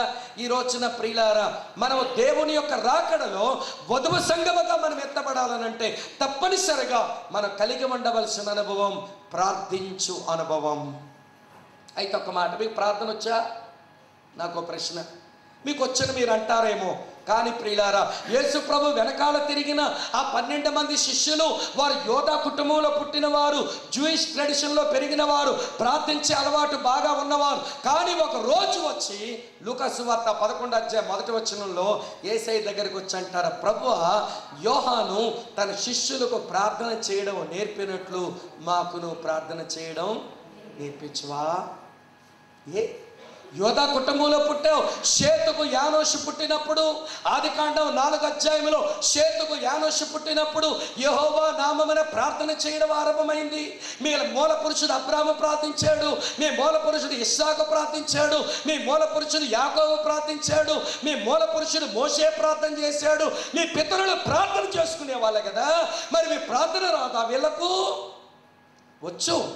కానీ ఒక విషయం తెలుసుకున్నారు, మేము చేసేది ట్రెడిషనల్ ప్రేయర్, మేము ఆచారబద్ధంగా చేస్తున్నాము. కానీ యేసు ప్రార్థన చేసి వస్తున్నాడు. ఆయన ప్రార్థన చేసుకుని వస్తే దెయ్యాలు పారిపోతున్నాయి, అతను ప్రార్థన చేసుకుని వస్తే అద్భుతాలు జరిగిపోతున్నాయి, అతను ప్రార్థన చేసుకుని మాట్లాడితే మనుషులు మారిపోతున్నారు, అతను ప్రార్థన చేసుకుని వస్తే నేల మీద నడిచేస్తున్నాడు. మనము ప్రార్థన చేస్తున్నాం, ఎందుకు? మన బతుకులు ఏమీ జరగట్లా. గ్రహించారు వాళ్ళు. మన ప్రార్థన చేస్తున్నాము కానీ ఇది యోగ్యమైన ప్రార్థన కాదు. అందుకే యేసయ్య దగ్గరికి వచ్చి అన్నారు, ప్రభువా, మాకు ప్రార్థన చేయడం నేర్పించు. ప్రభు వారికి ప్రార్థన నేర్పించినప్పుడు ఈ ప్రార్థన వచ్చలేదో చూసుకోండి ఇప్పుడు మీరు. అందుకని మంచి పాట ఉంది, ప్రార్థన వినడి పావనుడా ప్రార్థన మాకు నేర్పుమయ్యా. ఎందుకు ఆ పాట వచ్చిందంటే మనం ఎంత నేర్చుకున్నా ప్రార్థన గురించి నేర్చుకోవాల్సిన ఇంకా చాలా మిగిలే ఉంది ప్రియులారా. సరే, యేసయ్య వారికి ప్రార్థన నేర్పినప్పుడు 3 మాటలు చెప్పాడు. మొదటిది ఏంటంటే 2 ఉండకూడనివి చెప్పాడు, 1 ఉండవలసింది చెప్పాడు. 2 ఉండకూడనివి చెప్పాడు ప్రార్థనలో, 1 ఉండవలసింది చెప్పాడు. ఉండకూడనిది ఏంటనంటే మీరు వేషధారుల వలె ఉండవద్దు. వీరు ప్రార్థన చేస్తున్నప్పుడు, వింటున్నారు ఈ మాట, వీరు ప్రార్థన చేస్తున్నప్పుడు వీరు మనుషులు కనబడాలని ప్రార్థన చేస్తారు, మనుషులు కనబడాలని ప్రార్థన చేస్తారు, మనుషులు వినాలని ప్రార్థన చేస్తారు. కానీ మీరు ప్రార్థన చేసినప్పుడు వేషధారుల వలె ఉండకండి. రహస్యమందున్న గదిలోనికి వెళ్ళి మీ రహస్యమందున్న తండ్రికి ప్రార్థన చేయండి. ఇప్పుడు మనం ఎట్లా ప్రార్థన చేస్తాం చెప్పనా బ్రదర్? నిజమేనండి, ఎవరికి తెలియకుండా ప్రార్థన చేస్తున్నానండి, రహస్యంగా ప్రార్థన చేస్తున్నాను అంటారు. కానీ మీరు ఎలాంటి వాళ్ళో చెప్పనా? మీరు తల్లి కోడి పెట్టలాంటి వాళ్ళు. మీరు అంటే మీరని కాదు, క్రైస్తవులే. ఈ తల్లి కోడి పెట్ట గుడ్లు పెట్టింది. ఈ గుడ్లు పెట్టిన ఈ తల్లి కోడిని మనం ఒక మూలకు తీసుకుని వెళ్ళి ఆ గుడ్లన్నీ ఒక బుట్టలో పెట్టి దాన్ని అక్కడ పెట్టి పొదిగేలాగా చేసాం. అది మూలకు వెళ్ళింది, రహస్యమైన స్థలానికే వెళ్ళింది. కానీ అప్పుడప్పుడు ఆ తల్లి కోడి ఎలా ఉంటుందో చెప్పనా? కొక్కొక్క కొక్కొక్క కొక్కొక్క. ఏంటి అర్థం? నేను ఎక్కడ ఉన్నాను చూసుకోండి, నేను ఎక్కడ ఉన్నాను చూసుకోండి, నేను ఎక్కడ ఉన్నాను చూసుకోండి. అరే, రహస్యమైన స్థలానికే వెళ్ళింది కానీ నేను ఎక్కడున్నాను చూసుకోండి అంటుంది. ఈరోజు రహస్యంగా ప్రార్థన చేస్తున్నామని అంటున్నారు కానీ ఏంటంటే సిస్టర్ తలంతట్లా విరగబోసుకున్నారు మీరు అంటే ఫాస్టింగ్ అండి. ఎంత బాగా చెప్పావమ్మా బ్రదర్. ఏంటి మేము ముఖమంతా నీరసంగా కనబడుతున్నది ఈరోజు? Fasting prayer brother. అంటే ఎవరికి తెలియకూడదు అనుకుని అంటూనే నువ్వు ఈ తల్లి కోడి పెట్టలేక కొక్కొక్కోలాడుతున్నావు నువ్వు. కొంతమంది వినండి, ఒక మాట మీతో చెప్తాను. రహస్య జీవితం అది ఎప్పుడు బట్టబయలు చేసుకోకూడదు ప్రియులారా. దేవునితో మన సంబంధం అది రహస్య జీవితం, అది ఎవరికీ కనబడాల్సిన అవసరం లేదు. మన ప్రార్థన, మన వాక్య ధ్యానం, మన ఉపవాసం, మన కానుకలు వేయడం అది ఎవరికి కనబడకూడదు. కనబడవలసింది ఏంటో తెలుసా? మన ఫలములు కనబడాలి. వేరు బయటకు చూపించుకున్న చెట్టు అది ఎప్పుడైనా పడిపోతుంది. మా హైవే రోడ్లో, విశాఖపట్నం నుంచి శ్రీకాకుళం హైవే రోడ్లో పెద్ద పెద్ద మర్రి చెట్లు ఉంటాయి. ఈ గాలివాన వస్తే ఆ మర్రి చెట్లు రోడ్డుకి అడ్డంగా పడిపోయి ఉంటాయి. ఆ పక్కన చిన్న వేప చెట్టు ఉంటుంది, అది మాత్రం నిటారుగానే ఉంది. ఏంటిది? వేప చెట్టు ఏమో పడలేదు, ఈ మర్రి చెట్టు పెద్ద ఎందుకు పడిపోయిందంటే ఈ మర్రి చెట్టు చూసారా నా వేరు, చూసారా నా ఓడలు, చూసారా నా వేరు చూపించుకుంది. ఇలాగ పెద్ద క్రైస్తవులు కొంతమంది వారు ఓడల బయటకు చూపిస్తున్నారు. చూసారా నా ప్రార్థన, చూసారా నా ఉపవాసం, చూసారా నా వరాలు, చూసారా నా కానుకలు. వేర్లు బయటకు చూపించుకో పడతావు. నువ్వు చూపించకూడని వాటిని చూపించకుండా ఉండడం మంచిది. అందుకని యేసయ్య చెప్పారు, మీరు ప్రార్థన చేసినప్పుడు వేషధారుల వలె ఉండొద్దు అన్నాడు. రెండో మాట ఏమన్నాడనంటే అన్యజనుల్లాగా విస్తరించి మాట్లాడొద్దు అన్నాడు. రెండవది ఉండకూడదు, వేషధారుల వలె ఉండొద్దు, విస్తరించి మాట్లాడొద్దు. మనకున్న మాయరోగం ఏంటనంటే విస్తరించి మాట్లాడేస్తే దేవుడు వింటాడేమో అనుకుంటారు మనోళ్ళు. నేను సురేష్ గారి ఇంట్లో మొదటి రోజు చెప్పాను, ఒక పల్లెటూరు నుంచి ఒక ఆమె వచ్చిందట అనారోగ్యంతో. వస్తే ఆ మంది నేను చచ్చిపోయేలాగున్నాను, ఎవరైనా పాస్టర్ పిలిపించండి రా బాబు ప్రార్థన చేయించుకుంటానంది. సరే, ఒక పాద్రి గారు వచ్చారు. వచ్చితే అయ్యా ప్రార్థన చేయను. ఎవరివిడా అన్నారు. పలానా ఊరండి. ఎవరి తాలూకా? పలానా ఇంటి పేరండి. ఓ, వీళ్ళెందుకు నాకు తెలియదు, వీళ్ళ బంధువులు మస్కట్లో ఉండాలి, వీళ్ళ బంధువులు కువైట్లో ఉండాలి, వీళ్ళ అన్నదమ్ముడు ఒకడు ఇంగ్లాండ్లో ఉన్నాడని విన్నా, నిజమేనా సార్? ముందు ప్రార్థన చేయండి సార్ అన్నారు. సరే, ప్రార్థన మొదలు పెట్టాడు. నేను అంటాను అతని ప్రార్థన సింపుల్గా ఇలా ఉంటే చాలు. ప్రభువా, ఈమె అనారోగ్యంతో వచ్చింది, సహనం ఇవ్వండి, నీ మీద విశ్వాసం ఉంచడం నేర్పించండి, తీసుకుంటున్న వైద్యంలోని ప్రభావం ఉంచండి, స్వస్థపరచండి ప్రభు అని చేస్తే చాలు. ఇతగాడు ప్రార్థన మొదలెట్టాడు. ప్రభా, పలానా ఊరు నుంచి సిటీకి వచ్చింది ఈవిడ అనారోగ్యంగా ఉంది, ఈవిడికి వైద్యం చేస్తున్న డాక్టర్లకు జ్ఞానం ఇవ్వండి ప్రభా. డాక్టర్లకు ఒలిమండిపోతుంది ప్రార్థన విని. వీడు ఎవరో మీకు జ్ఞానం లేకుండా ఉద్యోగానికి వచ్చామా మేము ఇక్కడికి? మాకు జ్ఞానం ఇవ్వండి ప్రభు అని ప్రార్థన చేస్తాడు. ఈ నర్సులకి జ్ఞానం ఇవ్వండి ప్రభు అని ప్రార్థన చేస్తాడు. నర్సులకు ఒలిమండిపోతుంది అక్కడ.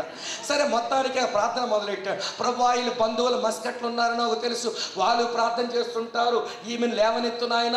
వీళ్ళ బంధువులు కువైట్లో ఉన్నారు, వాళ్ళు నాకు తెలుసు, వాళ్ళు ఎంత మంచి వాళ్ళు, ఎంత ప్రార్థన పరులు, సంఘానికి సేవ చేశారు, వాళ్ళు ప్రార్థన చేస్తారు, ఎవరిని లేవనెత్తునాయన. ఇగో వీళ్ళ తమ్ముడు లండన్లో ఉన్నాడు ప్రభు, అతగాడు ప్రార్థన చేస్తుంటాడు, లేవనెత్తునాయన అని ప్రార్థన చేసుకుంటూ వెళ్ళిపోతున్నాడు. విస్తరించిన మాటలు. అందరూ ఏడుస్తున్నారంట, కళ్ళు తెరిచి ఏమి ఏడుస్తున్నారు, చచ్చిపోయింది సార్ అని. అప్పుడు అని ఎప్పుడు చచ్చిపోయింది అంటే, నువ్వు లండన్లో ఉన్నప్పుడు చచ్చిపోయింది అన్నాడు. నీకు లండన్ గోలెందుకు, అక్కడ మస్కట్ గోలెందుకు, కువైట్ గోలెందుకు అంటే కొంతమందికి మేము విస్తరించి మాట్లాడేస్తే దేవుడు వింటాడేమో అనుకుంటారు. వినండి ప్రియులారా, ప్రార్థనలో విస్తరించిన మాటలు వద్దు. నేను నిన్న ఒక మాట అన్నాను, ఆయన ఆకాశమందు ఉన్నాడు, మనము భూమి యందు ఉన్నాము. మన మాటలు కొంచెముగా ఉండాలి. ప్రార్థనలో కొంచెముగా అర్థవంతమైన మాటలతో మనము ప్రార్థించాలి. తర్వాత యేసయ్య అన్నాడు, ఉండకూడనివి రెండు, వేషధారుల వలె ఉండొద్దు, అన్ని జనులాగా విస్తరించి మాట్లాడొద్దు. ప్రార్థనలో ఉండవలసింది బంధం ఉండాలరా. Prayer is nothing but relationship. ప్రార్థన చేయటం అంటే ఒక బంధంలోనికి రావడమే. యేసయ్య బంధం నేర్పించడానికి పరలోక ప్రార్థన చెప్పాడు. ఏమన్నాడు తెలుసా? పరలోకమందున్న మా తండ్రి, అంటే తండ్రి కొడుకుల బంధం. నీ నామం పరిశుద్ధపరచబడును గాకంటే ఆరాధ్య దైవము, ఆరాధికుల బంధం. నీ రాజ్యం వచ్చునుగా కంటే ఒక రాజు, అతని చేత పరిపాలించబడే వారి బంధం. నీ చిత్తము నెరవేర్చబడునుగా కంటే అతని యజమాని, మన దాసులమనే బంధం. మా అనుదిన ఆహారం దయచేయి నాయనంటే మేలు చెయ్యవాడు, మేలు పొందేవాడికి మధ్య ఉన్న బంధం. మా రుణములు క్షమించు నాయన అంటే క్షమించే రక్షకుడు, క్షమాపణ అడుక్కునే పాపుల బంధం. మమ్మల్ని కీడు నుంచి తప్పించు నాయనంటే ఒక మార్గదర్శి, యాత్రికుడికి మధ్యలో ఉన్న బంధం. రాజ్యము, బలము, మహిమ నిరంతరము నీవై ఉన్నావు తండ్రి అంటే సృష్టికర్త, జీవులకి మధ్య ఉన్న బంధం. ఈ బంధములోనికి రావడమే ప్రార్థన చేయటం. దేవునికి స్తోత్రం చెబుదామా? ప్రేయర్ చేసినప్పుడు ఈ రిలేషన్లోకి వస్తున్నట్లు అర్థమైందా? తండ్రి కొడుకుల బంధం, ఆరాధ్య దైవము ఆరాధికుల బంధం, రాజు పరిపాలకుల బంధం, యజమాని దాసుల బంధం, మేలు చేయవాడు మేలు పొందేవారి బంధం, రక్షించే రక్షకుడు క్షమాపణ అడుక్కునే పాపుల బంధం, మార్గదర్శి యాత్రికుల బంధం, సృష్టికర్త సృష్టిలో జీవుల బంధములోనికి వచ్చి ప్రార్థన చేయడమే సరైన ప్రార్థన. Prayer is nothing but relationship. నేను ఒక మాట అంటాను, ప్రార్థన అంటే నీ అవసరాలు అడుక్కునేది ప్రార్థన కాదు, దేవుని అవసరం ఎరిగడం అంటే ప్రార్థన. ప్రార్థనలో దేవుని అవసరాలు తెలుసుకోవడం ప్రార్థన, కానీ నీ అవసరాలు బజార్ చీటీలాగా ఇవ్వడం కాదు ప్రార్థన. ప్రార్థన అంటే నీ ఇష్టం నెరవేర్చుకోవడానికి కాదు, దేవుని ఇష్టం కిందకి రావడం ప్రార్థన.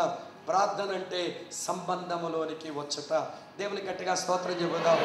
కాబట్టి రాత్రి మనం ఏమడగాలనిపిస్తుందంటే, ప్రార్థన వినడి పావనుడా, చెప్పండి, ప్రార్థన మాకు నేర్పించిన ఆయన. మాకు ఇంకా నేర్చుకోవాలి. మేము సరైన ప్రార్థనా పరులం కాకపోతే నీ వచ్చినప్పుడు మేము ఎత్తబడలేము. ఏలియా ఎత్తబడ్డానికి గల కారణం, తన తలను మోకాళ్ళ మధ్య పెట్టుకొని దేవాని నామ మహిమపరచబడాలి. తిండి కావాలని ప్రార్థన చేయలేదండి, ఆరోగ్యం కావాలని ప్రార్థన చేయలేదండి, ధనగంతలు కావాలని ప్రార్థన చేయలేదండి, అందనాలు ఎక్కించమని ప్రార్థన చేయలేదండి. ఏలియా ప్రార్థన అంతా ఒకటే, దేవా ఈ బయలు దేవత నామం పెరుగుతున్న ఈ ప్రాంతంలో నీ నామం గణపరచబడాలి దేవా అని తలను మోకాళ్ళ మధ్యలో పెట్టుకొని ఏడుస్తున్నాడు. ఆ ప్రార్థనా పరులమేనా? ఎలా ఎత్తబడతానని అనుకుంటున్నావు? వరుడు చేయాల్సిన పని అయిపోయింది, ఆయన వెళ్ళిపోయాడు, రావడానికి రెడీగా ఉన్నాడు. హానోకు వలె నువ్వు సిద్ధమా? ఏలియా వలె నీవు సిద్ధమా? మూడవ నిదర్శనం చెప్పి నేను ముగిస్తాను, టైం అవుతుంది కాబట్టి. మూడవ రుజువు, నమ్మకానికి మూడవ ఆధారం ఏంటనంటే లూకాసు సువార్త 24వ అధ్యాయం. లూకాసు సువార్త 24వ అధ్యాయం నేను 51వ వచనం చదువుతున్నాను, చూడండి ప్రియులారా. లూకాసు సువార్త 24వ అధ్యాయం 51వ వచనం. వారిని ఆశీర్వదించుచుండగా ఆయన వారిలో నుంచి ప్రత్యేకింపబడి పరలోకమునకు ఆరోహణుడాయను. భూమి మీద నుంచి ఎత్తబడిన మూడవవాడు ఎవరనంటే మన ప్రభు అయిన యేసుక్రీస్తే. సరే, యేసుక్రీస్తుకు దేవుడి ర్యాప్చర్ అనుభవం ఎందుకు ఇచ్చాడు? యేసుక్రీస్తు ప్రభు ఎందుకు ఎత్తబడ్డాడు? ఆయన గురించి చెప్పవలసి వస్తే మనం సంవత్సరాల తరబడి చెప్పుకున్నా ఇంకా మిగిలే ఉంటుంది. రెండు సంగతులు చెప్తాను ఈయన గురించి కూడా. యేసయ్య ఎత్తబడ్డానికి గల కారణం ఏంటనంటే, మొదటి కారణం తన తండ్రి చిత్తమును నెరవేర్చువాడు. యోహాను సువార్త 6:38 అంటాడు, నా ఇష్టమును నెరవేర్చుకున్నటకు నేను రాలేదు, నన్ను పంపిన వాని చిత్తము నెరవేర్చుటకే పరలోకము నుండి దిగి వచ్చేతని. నా తండ్రి చిత్తం ఏంటో తెలుసా? నేను శరీరముతో వెళ్ళడం. నాకు ఒక శరీరమును అమర్చాడు నా తండ్రి, నేను భూలోకానికి వచ్చాను. నా తండ్రి చిత్తం ఏంటో తెలుసా? అవమానమును సహించడం. ఒకడేమో సమరీడు అంటున్నాడు అనుకోని అని తల వంచాను, ఒకడేమో తిండిపోతాడు అంటున్నాడు అనుకోని అని తల వంచాను, ఒకడేమో ఏమంటాడితే పిచ్చోడీడు అన్నాను అనుకోని అంటూ తల వంచాను, ఒకడేమో తాగుపోతున్నాడు అనుకోని అని నేను తల వంచాను, ఒకడేమో నువ్వు ఎవడికి పుట్టావో తెలియదు అన్నాడు అనుకోని అని తల వంచాను. ఎందుకంటే ఈ అవమానమును సహించడం నా తండ్రి అభిష్టమాయను.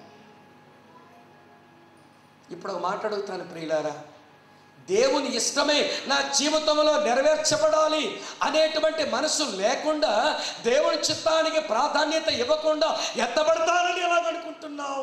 నేను కొంతమంది జీవితాలు ఎరుగుదును, వారి డిక్షనరీలో నా ఇష్టం అనే మాట ఉంటుంది.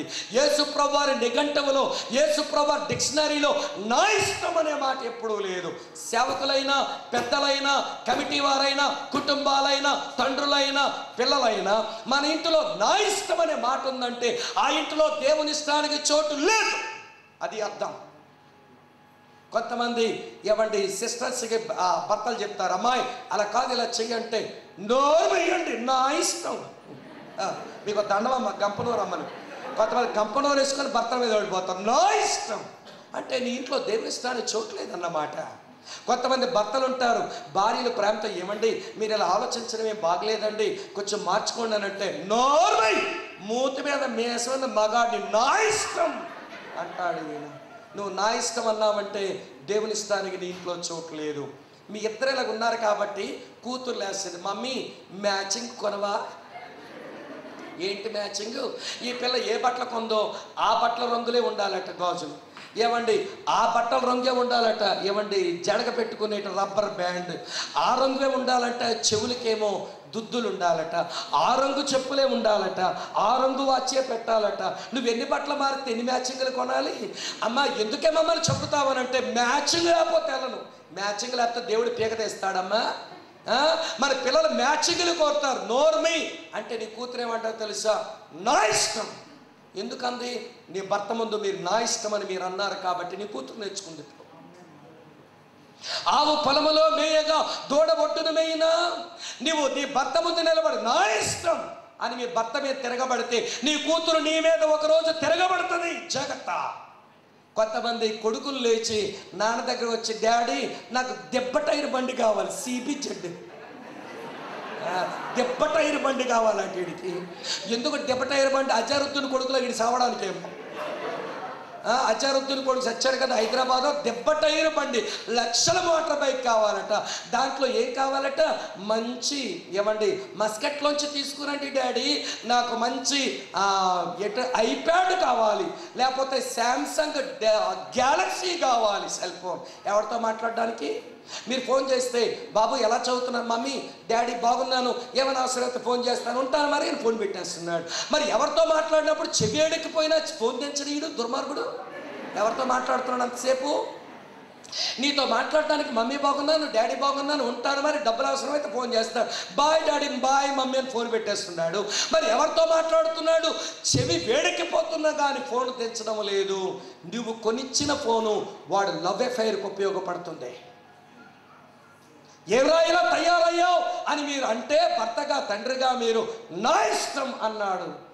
ఏంట్రా నా ఇష్టం అన్నావనంటే వాడు అనే మాట్లాడు, ఎవడు నన్ను కనమన్నాడు నిన్ను? కొంతమంది కొడుకులు ఎలా కూడా తయారవుతున్నారమ్మో, ఎవడు నిన్ను నన్ను కనమన్నాడు? నన్ను అడిగి కన్నావా? నువ్వు కన్నావు కాబట్టి అంతే నా ఇష్టం అంటున్నాడు. అలాంటి మాటలు వింటున్నప్పుడు తండ్రుల హృదయాలు బద్దలైపోతాయి. వినండి అన్నలారా, అక్కలారా వినండి. ఏ రోజున నా ఇష్టం అనే మాట నీ ఇంటిలో వినబడుతుందో ఎత్తబడ్డానికి నీ కుటుంబం అది సిద్ధపడి లేదు. తెలుసుకుంటే మంచిది. నా ఇష్టం అనే మాటకు సిలువేయండి, నా ఇష్టం అనే మాటకు సిలువేయండి. ఇంట్లో ఏమన్నా నా ఇష్టమని మాట్లాడిన సంసోను గతి కళ్ళు ఓడబెరకబడి తిరగలి ఇసురుకుని ఆడదానిలాగా తయారయ్యాడు. ఇంతకంటే వేరు గుణపాఠం అక్కర్లేదు మనకి. కనుక యేసు ప్రభువు ఎత్తబడ్డానికి గల కారణం అతని నిఘంటువులో ఎప్పుడూ కూడా నా ఇష్టం అనే మాటే లేదు. నెంబర్ 2, చివరి ఐడియా, నా వర్తమానం కూడా ముగిస్తున్నాను దీంతో. యోహాను సువార్త 8వ అధ్యాయం 50వ వచనం చివరి మాట ఏంటనంటే, యేసుక్రీస్తు ఎత్తబడ్డానికి గల కారణం అతడు తన తండ్రిని మహిమపరిచిన వాడు. చూడండి 50వ వచనం ఏముందో, యోహాను సువార్త 8వ అధ్యాయం 50వ వచనం, నేను నా మహిమను వెతుకుటలేదు, వెతుకొచ్చు తీర్పు తీర్చి ఉండువాడు వేరొకడ కలడు. యేసయ్య అంటున్నాడు, నేనెప్పుడు నా సొంత మహిమను వెతకడం లేదు, నా తండ్రిని మహిమపరచడమే నా ధ్యేయం. అందుకనే యేసయ్య ఎత్తబడ్డాడు. ప్రియులారా వినండి బాగా, చాలా సీరియస్ మాటలు మాట్లాడుతున్నాను. యేసు ప్రభువు వారి డిక్షనరీలో అతను ఎప్పుడు తన సొంత గొప్ప, తన సొంత గుర్తింపు, తన సొంత మహిమను ఆయన కోరుకోలేదు. యేసయ్య దగ్గరకు వచ్చి ఎవరమన్నా వెళ్ళి, యేసు ప్రభువా ఇంత బాగా ఎట్లా మాట్లాడినావనంటే ఆయన అంటాడు, నా తండ్రి ఏం చెప్పాడో నేను అదే మాట్లాడాను, నా అంతటి నేనే మాట్లాడలేదంటాడు. యేసు ప్రభువా ఎంత గొప్ప కార్యాలు చేసినావయ్యా నువ్వు అనంటే, నా అంతటి నేనేమీ చేయలేదు, నా తండ్రి ఇచ్చిన సామర్థ్యాన్ని బట్టి ఏదో చేయగలిగాను. అతని సేవ, అతని యొక్క ప్రసంగాలు అన్నిటికీ మెప్పులు వచ్చే అవకాశం ఉంది. కానీ ఆ మెప్పు తను తీసుకోవడానికి ఎప్పుడు యేసు ప్రభు ప్రయత్నం చేయలేదు. నా తండ్రికే మహిమ. దేవునికి స్తోత్రం, హల్లెలూయా. ఇప్పుడు మన వరకు తీసుకుని వస్తాను. ఈ రోజున ప్రియులారా ఎత్తబడాలని పాడుతున్న మనం, రాజాది రాజా రావే, రాజులకు రాజువై రావే, రాజయేసు రాజ్యమేల రావే అని పాడుతూ ఆయన రాకడి కొరకు ఎదురు చూస్తున్న మనం ఎవరి గొప్పల కొరకు భక్తి చేస్తున్నాము? వినండి ప్రియులారా, ఈ రోజున సేవకుడు నేను గుర్తించకపోతే అలిగెళ్ళిపోతావు చర్చిలోంచి, సంఘ పెద్దలు గమనించకపోతే అలిగెళ్ళిపోతావు, అవసరమైతే దెబ్బలాటకు దిగుతావు. నీకు గుర్తింపులు కావాలి, నీకు మెప్పులు కావాలి, నీకు గమనించాలి. వందన సమర్పణలో నీ పేరు చెప్పకపోతే చిట్టుబాబుకి రేపు గురేస్తారు. మీరు రేపు ఓట్ ఆఫ్ థ్యాంక్స్ చెప్తారు కదా, సెక్రటరీ గారు పలానా బ్రదర్ ఇలా సహాయం చేశాడు, పలానా బ్రదర్ ట్రాన్స్పోర్ట్లో సహాయం చేశాడు, ప్రధాన బ్రదర్ ఇట్లా చేశాడు, పలానా వాళ్ళు ఇట్లా హెల్ప్ చేశారని ఓట్ ఆఫ్ థ్యాంక్స్లో నీ పేరు చెప్పలేకపోతే ఆ మనిషిని ఉరేస్తారు, మీరు చంపేస్తారు, నలిపేస్తారు. ఎందుకంటే మీకు గొప్పలు కావాలి కదా. ఎత్తబడతారా మీరు? ఎవరిని మెప్పులు కావాలండి, గుర్తింపులు కావాలండి, పదవులు కావాలండి. ఈ రోజున అటువంటి నీచమైన బుద్ధితో భక్తి చేస్తున్న నీవు ఎత్తబడతాననుకోవడం అవివేకం. మిగిలిపోతావు. చెప్తాను ఒక మాట వినండి. A.W. టోజర్ అనే దైవజనుడు ప్రియులారా ప్రతిరోజు ఒక ప్రార్థన చేసుకునేవాడు. ఈ ప్రార్థన రాసుకుంటే మంచిదేమో. మీరు చాలా ప్రార్థన ఉంది, అంతా చెప్పలేను. ఒక సెంటెన్స్ అతని ప్రార్థన, ఎవ్రీడే ప్రేయర్. అతను ప్రతిరోజు చేసే ప్రార్థనలో ఒక మాట ఉంటుంది. ఆ మాట ఏంటో తెలుసా? Lord use me as a foot man in your church, that is enough for me. 20వ శతాబ్ద ప్రవక్తని పేరు కలిగి ఎన్నో ఆధ్యాత్మిక పుస్తకాలు రాసి సార్వత్రిక క్రైస్తవ సంఘానికి, ప్రపంచ క్రైస్తవ సంఘానికి సేవ చేసిన ఈ గొప్ప దైవజనుడు ప్రతిరోజు చేసే ప్రార్థన, ప్రభువా అందరూ కాలు తుడుచుకుని ఒక ఫుట్ మ్యాట్ లాగా నీ చర్చిలో వాడుకో ప్రభువా, నాకంతే చాలు. వినండి, ఒక సంగతి చెప్తాను. ఈ స్పీకర్కి థ్యాంక్స్ చెప్తారు రేపు, లేకపోతే ఏమండి మ్యూజిక్ వాయించే వాళ్ళకి థ్యాంక్స్ చెప్తాం, కొయ్రోళ్ళకి థ్యాంక్స్ చెప్తాం, లేదా నడిపించే వాళ్ళకి థ్యాంక్స్ చెప్తాం, లేకపోతే ప్రేయర్ చేసిన వాళ్ళు థ్యాంక్స్ చెప్తాం, వాక్యం చదివిన వాళ్ళు థ్యాంక్స్ చెప్తాం, అన్ని ఏర్పాట్లు చేసిన వాళ్ళు థ్యాంక్స్ చెప్తాం, అందరికీ వందనాలు చెప్తాం. మన మందిరంలోనికి వచ్చినప్పుడు మన కాలకున్న మట్టి ఆ ఫుట్ మ్యాట్ తుడిచిందే, దానికి ఎవరైనా ఓట్ ఆఫ్ థ్యాంక్స్ చెప్తారా? అందరి కాలుకున్న మట్టిని తుడిచింది ఆ ఫుట్ మ్యాట్. అందరము ఉపయోగించుకున్నాం, ఇట్లా తుడుచుకున్న లోపలికి వచ్చాం మందిరంలోనికి. అందరికీ సేవ చేసింది, కానీ ఎవరైనా దాన్ని గుర్తించి ఫుట్ మ్యాట్ థ్యాంక్స్ అని మనం చెప్తామా? అది థ్యాంక్స్ కోరుకోదు, మీరు చెప్పినా దానికి అక్కరలేదు. దైవజనుడు అంటున్నాడు, నేను అందరికీ సేవ చేయగలగాలి ప్రభువా, కానీ ఎవరూ నన్ను గుర్తించకూడదు, ఒక ఫుట్ మ్యాట్ లాగా వాడుకో ప్రభువా, నాకు అంతే చాలు. ఉన్నారా క్రైస్తవులు మన దగ్గర? ఉన్నారా క్రైస్తవులు మన దగ్గర? పాస్టర్ గారు గుర్తించి పాట ఇవ్వకపోతే అలిగెళ్ళిపోద్దండి అమ్మ. పాస్టర్ గారు గుర్తించి బైబిల్ చదవడానికి పిలకపోతే అలిగేస్తుందండి. శరీర సంబంధమైన క్రైస్తవులు సంఘానికి చీడ పురుగులు. జాగ్రత్త, దేవుని సంఘముతో అగ్నితో ఆడుకోవడం మొదలు పెడుతున్నావు నువ్వు. గుర్తింపులు కావాలా, పాటకు పిలవాలా, నిన్ను మెచ్చుకోవాలా, నీకు అంతనాలు ఎక్కించాలా, నీకు రికగ్నిషన్ కావాలా, ఐడెంటిఫికేషన్ కావాలా, ఎంతమ్మా అంతయ్యగారంటేనే తప్ప నీకు ప్రాణము నిండదా, సంతోషము రాదా? ఎవరు గుర్తించినప్పుడు ఆనందించువాడు క్రైస్తవుడు, ఎవరు పట్టించుకోలేనప్పుడు స్తుతించువాడు క్రైస్తవుడు, ఎవరైనా హ్యూమిలేట్ చేస్తుంటే సహించువాడు క్రైస్తవుడు, గౌరవం లేకపోతే ఆనందించువాడు క్రైస్తవుడు. గౌరవాలు కోరుకునేది లోకస్తుల బుద్ధి, అది మీకెందుకు వచ్చింది? ప్రియులారా, ఎత్తబడతామా మనం? పాడుకుంటూనే ఉండిపోతాం, చర్చిలో వాక్యాలు చెప్పుకుంటూనే మిగిలిపోతాం, చర్చిలో నాయకుడిగా ఉంటూనే మిగిలిపోతాం, సంఘాన్ని నడిపిస్తూనే మిగిలిపోతాం నరకం కొరకు. జాగ్రత్త సుమ. ప్రేమతో ఒక తమ్మునిగా, ఒక అన్నగా మీతో చెప్తున్నాను. మరో సంగతి చెప్తాను, కొంచెం టైం ఎక్కువైనా సహించండి. 2-3 మాటలే. నేను కన్యాకుమారి సిఎస్ఐ చర్చిలో వాక్యం చెప్పడానికి పోయాను. ఒక 3 సంవత్సరాలు కన్యాకుమారి సిఎస్ఐ చర్చిలో వాక్యం చెప్పడానికి సభలకు పోయాను. ఆ సభల్లో వాళ్ళకి బెంచీలు ఉంటాయి, చాలా పెద్ద చర్చ్ సిఎస్ఐ చర్చ్. ఏమంటే ఆ బెంచీలు ఉంటాయి, కానీ బెంచీల మీద కూర్చోడు ఒక ఆయన, తెల్లటి పంచి తెల్లటి షర్ట్ వేసుకొని ఏమండి ముందొచ్చి కూర్చొని డ్రమ్ వాయిస్తున్నాడు.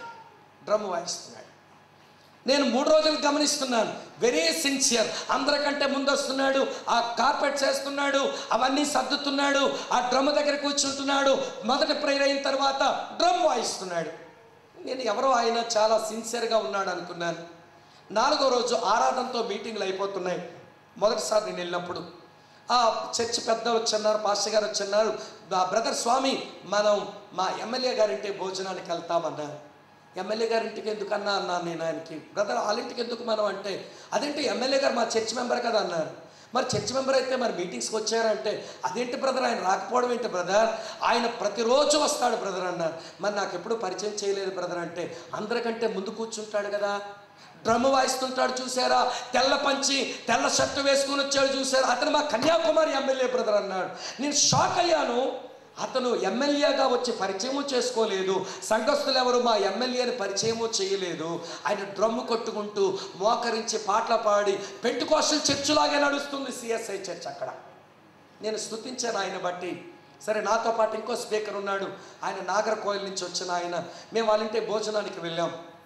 మరి ఎమ్మెల్యే గారి ఇంట్లో భోజనం కదా, కొంచెం గట్టిగానే ఉంది. గట్టిగా మిగిలిన వాళ్ళకి బాగుంది, నాకే బాగోలేదు. ఎందుకంటే అంతా ముద్దే, తర్వాత చేపలే, అవేం మనకు పడవు. కాబట్టి నాకు కొంచెం విచారం ఉంది. నాకు మిగిలింది రసము, నాకు మిగిలింది పప్పే.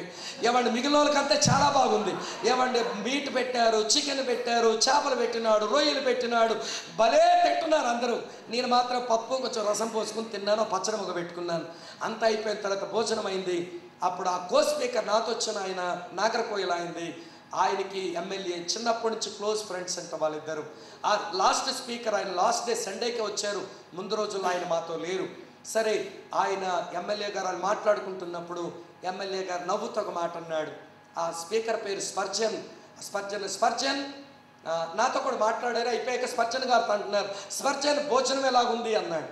అంటే స్పర్జన్ గారు అన్నారు, భోజనం ఆ డిషెస్లో ఉన్న భోజనం అదిరిపోయింది, ఆ డిషెస్ మరీ అందంగా ఉన్నాయి, ఆ డిషెస్ ఏ టేబుల్ మీద పెట్టారో ఆ డైనింగ్ టేబుల్ చాలా బ్యూటీగా ఉంది, దాని మీద క్లాత్ కూడా బ్యూటీగా ఉంది, మేము చాలా ఎంజాయ్ చేసాము నవ్వుతూ చెప్పాడు.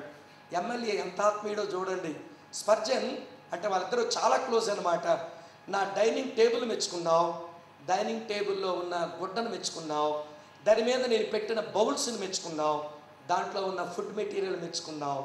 కానీ ఇవన్నీ ఇక్కడ ఉండడానికి నా వంటింట్లో కొన్ని గిన్నెలు ఉన్నాయి, అవి ఇక్కడి వరకు రాలేదు.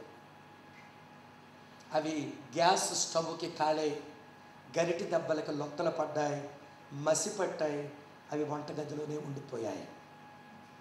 వీటిని మెచ్చుకుంటున్నాం, వాటిని మెచ్చుకోం కదా మనం అన్నాడు. ఆ వెంటనే అతను అన్నాడు, ఈ రోజున చర్చిల్లో ఉన్న ప్రతి వారికి టేబుల్ మీద, డైనింగ్ టేబుల్ మీద అందరికీ కనబడాలనే ఉంది, కానీ ఆ కిచెన్లో ఏమండి కాలిపోయి మసిపట్టి గరిటి దెబ్బలు తిని నేను ఎవ్వరికి కనబడకూడదు ప్రభువా, కానీ నేను అందరికీ ఉపయోగపడాలి, నన్ను వాడుకో అనే మనసు ఈ రోజున క్రైస్తవులకు లేదు. రివైవల్ ఏంటి కేకలిస్తే వస్తుందా అండి? మనం హల్లెలూయా కొడితే ఉజ్జీవం వస్తుందా? మనం మ్యూజిక్లు వాయించుకుంటే ఉజ్జీవం వస్తుందా? ఏదో రోజులు గడిపేస్తే ఇలా కార్యక్రమాలతో ఉజ్జీవం వస్తారు? నో.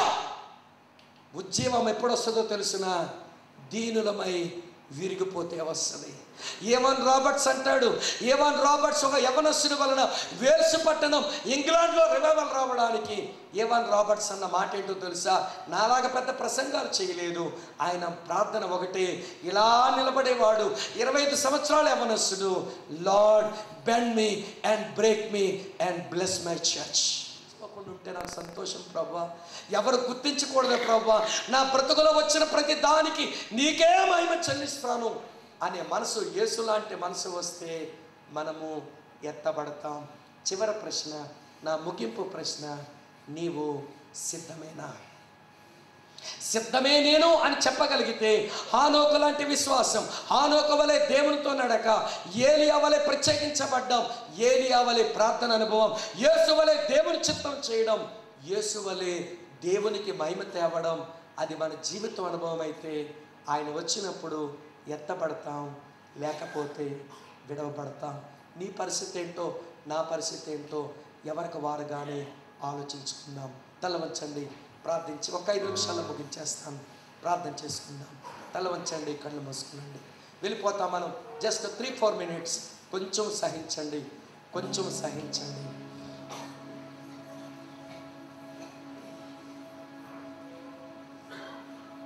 ప్రార్థన చేద్దాం, ప్రార్థన చేద్దాం. ఓ విశ్వాసి, నీ పరిస్థితి ఏంటో ఒక్కసారి పరీక్షించుకోవడానికి ప్రభు నీతో మాట్లాడుతున్నాడు.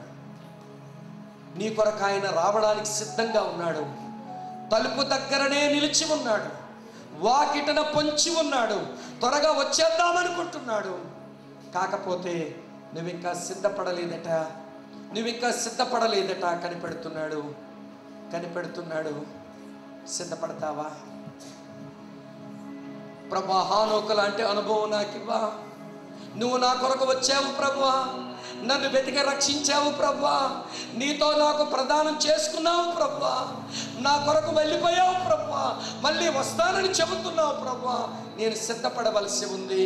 హానోకు లాంటి సిద్ధపాటు నాకు దయచేయు నాయన. విశ్వాసము నాకు ఇవ్వండి, నీతో నడక నాకు ఇవ్వండి. ఏలియా వలె ప్రత్యేకించబడిన జీవితం ఇవ్వండి.